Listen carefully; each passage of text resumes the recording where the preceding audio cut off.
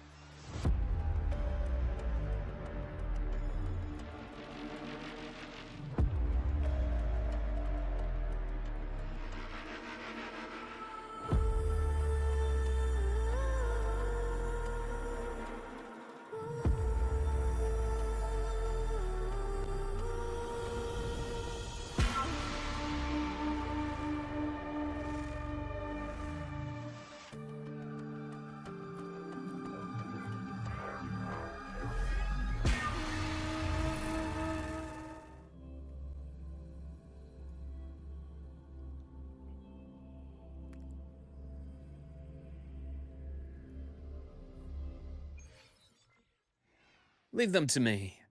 Let's not waste any more time.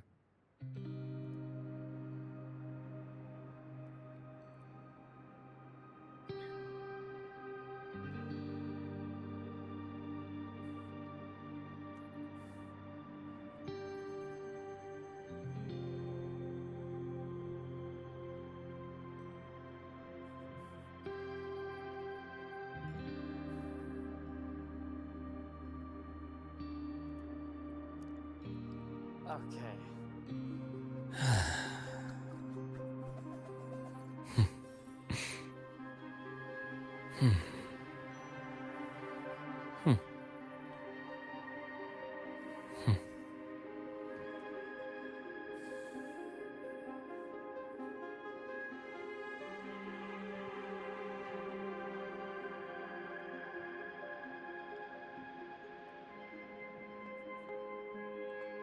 Hang on, I'm just waiting for the VTuber to load so we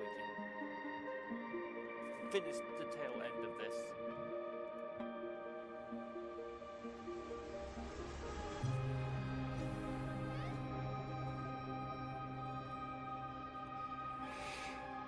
Oh, there we go.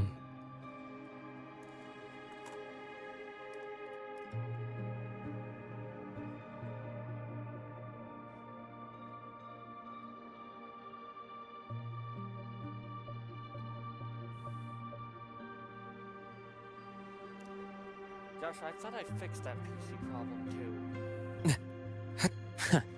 Right on schedule. I am the vessel.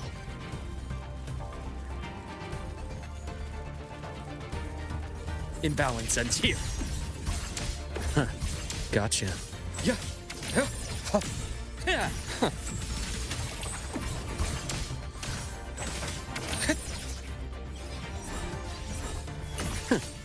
Blink, and agony ends. The Exostrider's sword emits a unique frequency. It shields my workspace from most long-range detection methods.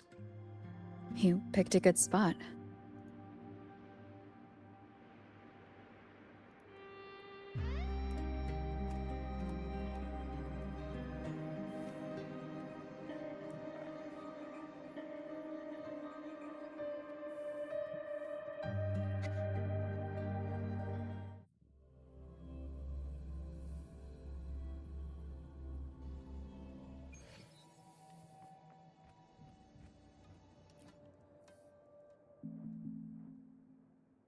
Quite a stash. This is what a secret room is about. Now, where were we? Let's start with the conclusion before we get into all the details.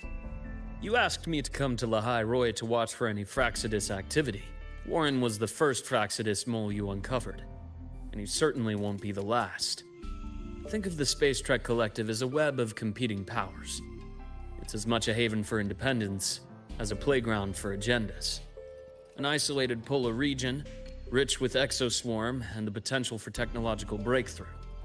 Lahai-roi is a gold mine, even for the Fraxidus. You're saying the fall of Helios wasn't their real goal? It was one of several. After your journey in Huanglong and Renacida, I'm sure you've come to realize their true aim. The Threnodian. Aleph 1. Correct. Given the Threnodian's unique nature, it's sure to catch their attention. Moreover, Aleph 1 is closely linked to the Strider Gate, which may be our ticket to outer space. Spying on the Fraxidus is risky. Why would I have chosen you for this task? Well, that is a bit of a long story. You've always preferred to see things for yourself. Please, follow me to that table.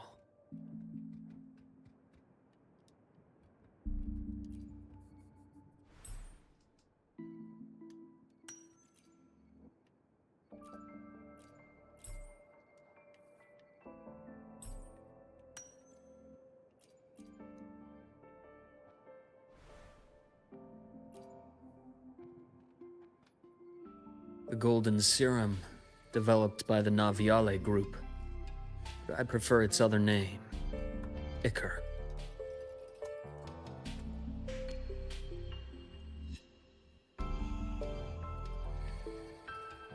My father started it as a medication for rare diseases.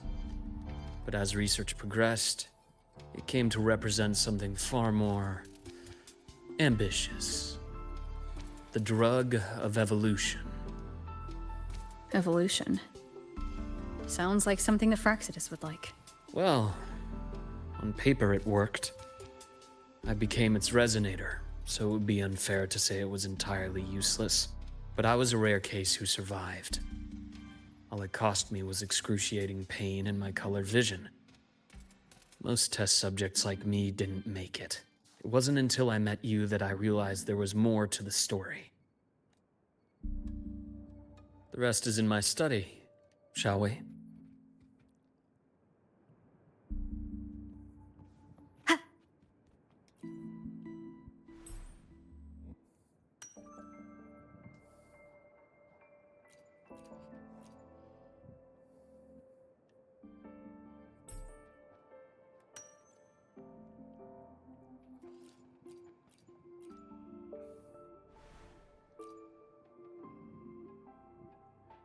My brother Ryan drew this picture.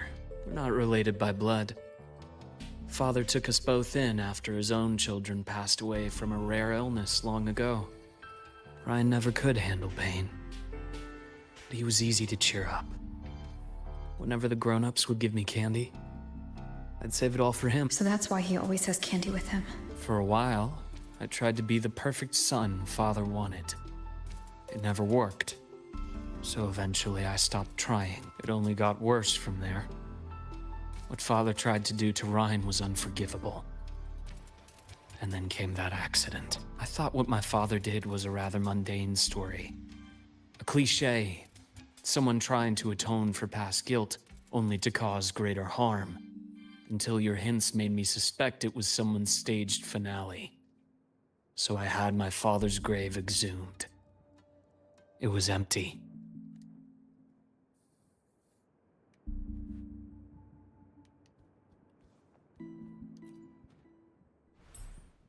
Damaged report.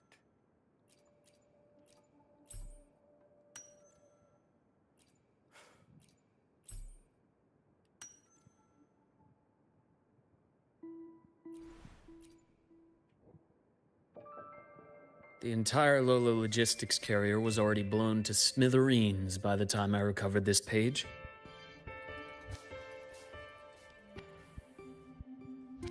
I managed a quick glimpse before the fire consumed most of the page. It is a report from an overseer. A Fraxidus Overseer's report on its way to the new Federation? Yes. Tucked away in a Lola logistics delivery box. The recipient is Eris in the new Federation.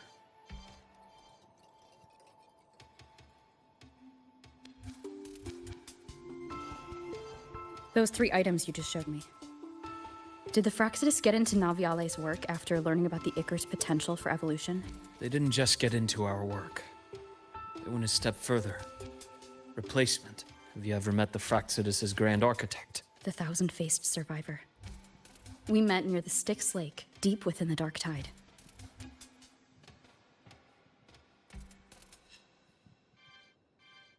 Wait. Does this mean your father was... Yes. My father was just another face the Grand Architect borrowed. Though looking back now, I can't recall the moment the real him was taken. I think the Grand Architect sees life and death as a game. I wouldn't be surprised if Father was even smiling in his coffin as we buried him in that downpour. So, that's your answer. Why did you choose me? Because I have a very personal reason to go after the Fraxidus. Hatred. Hatred. Even now? Now, it has become something of a habit. Continue this train of investigation and you'll see for yourself what they are. But before you do, there's something I should share. My friends in the Black Shores told me you've already had a few run-ins with certain overseers. Is that right? 3. Cristoforo, Frolova, and Scar. Plus the Grand Architect you mentioned. Ah, those names do ring a bell. Frolova is codenamed Hecate. Cristoforo? Arachnos. Intriguing, isn't it? The flair they have for their own branding. But it's a telling detail. The codename can reveal its owner's style, personal tastes, and even ambitions. Think about it. A powerful resonator who causes chaos at random leaves no trail to follow. But give them a preference, a pattern. We can start to build a profile from the pieces. I've been compiling reports on the Overseers for years. Allow me to share what I've learned so far. I've reactivated your access. You'll find the door controls right over there.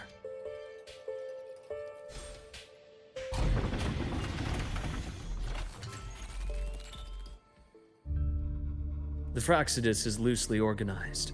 Most of its members have only undergone basic, artificially induced body modification.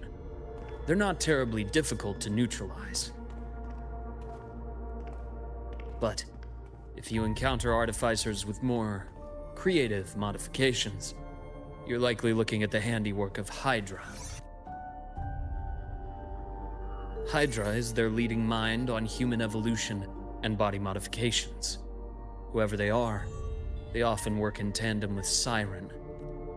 In other words, if you spot one, be on guard in case the other is lurking close by.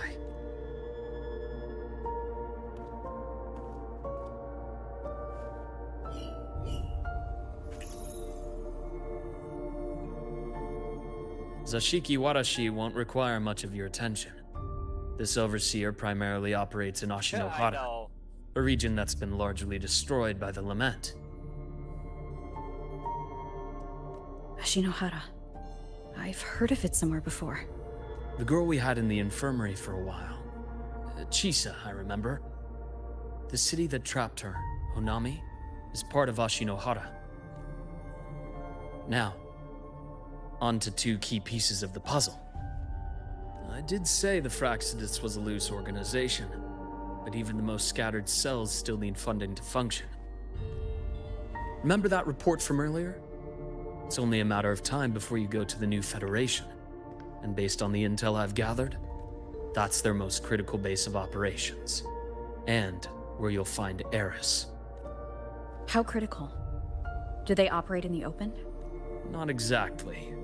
But in a place where money talks, they must have members in the highest echelons of government and business. Key members.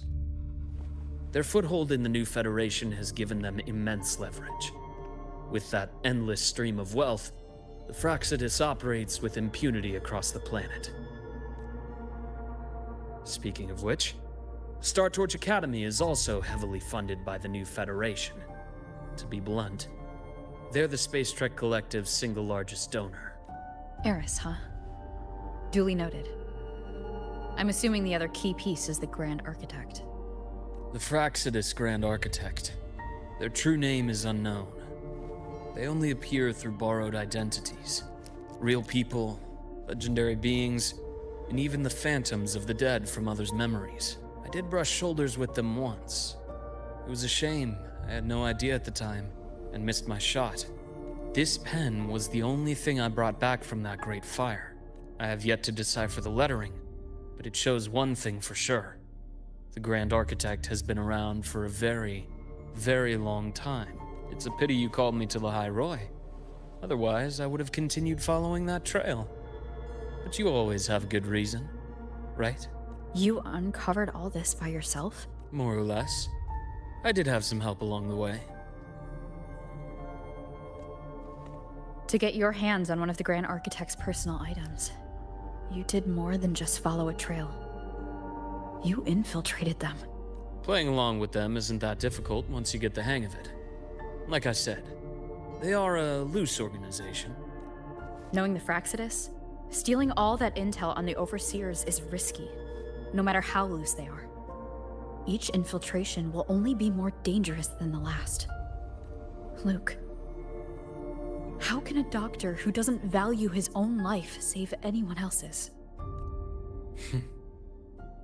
You know, this is the second time you've said those words to me.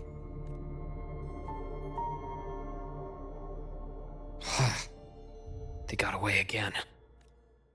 If I hadn't been so cautious, I could have taken care of them this time. I should send today's findings to her. It's been 2 years. I suppose I'm due for a report. Good, you got the intel. Would have been a shame if I got myself killed for nothing. You want me to go to lahai-roi? Why? There's evidence of their activity in lahai-roi. I need you to keep an eye on things. And frankly, you need a break. Now is not the right time. You've already drawn enough attention.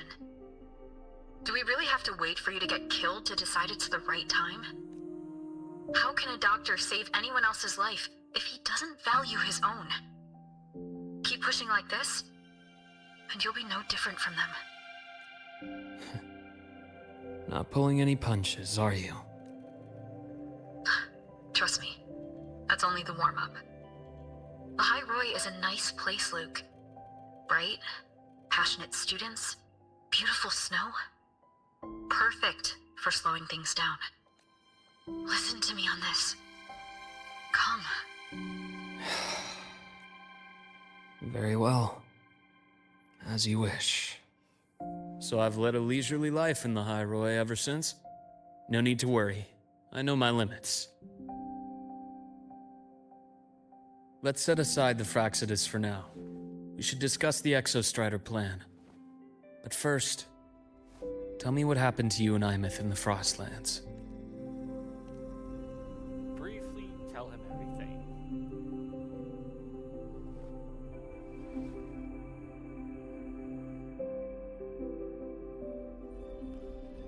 I see. Imeth, she...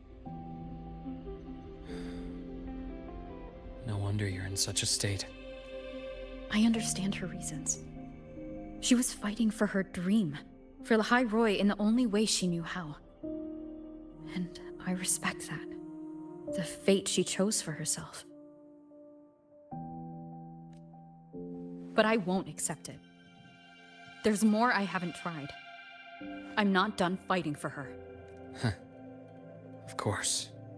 I wouldn't expect you to give up so easily. Now, about the Exostrider.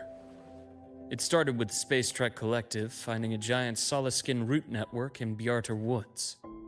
They identified it as the lid sealing the Strider Gate, so to speak. It keeps the Threnodians' fractured forms sealed on both sides of the Strider Gate. Break it, and these forms will reunite. That wouldn't just spell lahai-roi's doomsday, but the entire world. But the Collective still yearned to open that gateway, to explore the unknown. So, they created the Synchronists. The idea was to use augmented resonance to amplify the Exostrider's power, hoping that would keep the Threnodians suppressed. But lately, the Threnodians' attacks on the seal have been increasing. I'm afraid the Fraxidus is also getting ready to make a move. With the reactor core returned, all you need now is a little patience. Wait for the Exostrider to awaken. Then we can focus on how to use it to find Imeth. You were a synchronist in the Academy once before. I'll speak with Lucilla about getting you piloting access. Then I'll wait for your news, Luke. Certainly, but our immediate priority should be the Fraxidus. I have a feeling they're planning to sabotage our plans for the Exostrider.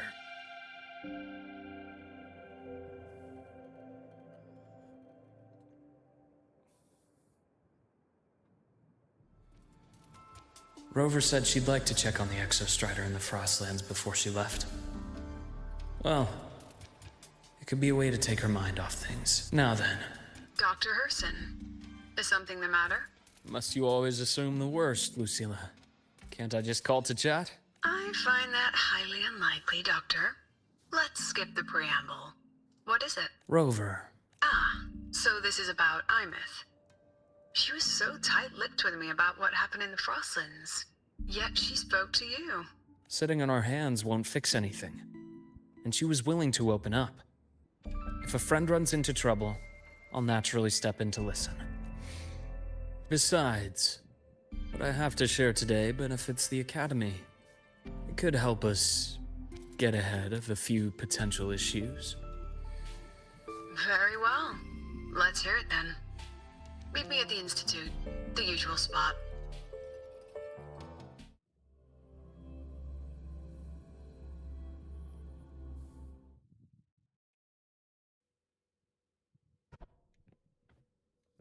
Well, I think, guys, I will call this here.